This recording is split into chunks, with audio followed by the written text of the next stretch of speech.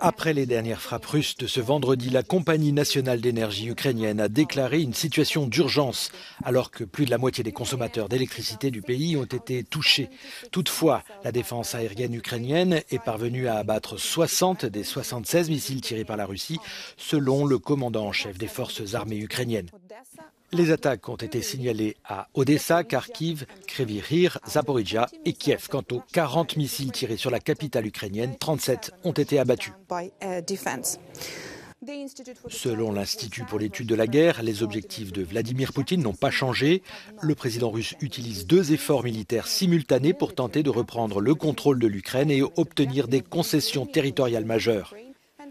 Le premier front concerne les poussées offensives actuelles de la Russie dans la région de Donetsk, en particulier autour de Bakhmout et dans la zone de la ville d'Adviti-Ivka Donetsk.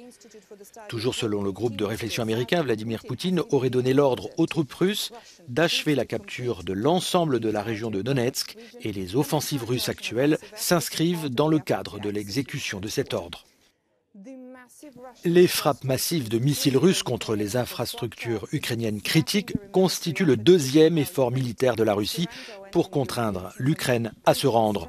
Mais pour l'instant, ces 2 fronts ne parviennent pas à forcer l'Ukraine à négocier ou à offrir des concessions préventives, et l'Ukraine conserve l'initiative sur le champ de bataille.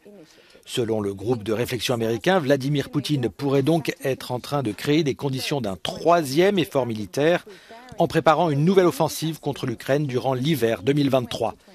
De multiples sources officielles ukrainiennes et indépendantes bélarusses ont signalé une présence militaire russe croissante au Bélarus depuis octobre dernier. Les hauts responsables ukrainiens sont de plus en plus nombreux à avertir que les forces russes pourraient tenter d'attaquer Kiev entre janvier et mars prochain. Mais pour l'Institut pour l'étude de la guerre, il semble très improbable que les forces russes soient en mesure de prendre Kiev, même si elles attaquent à nouveau depuis le Bélarus.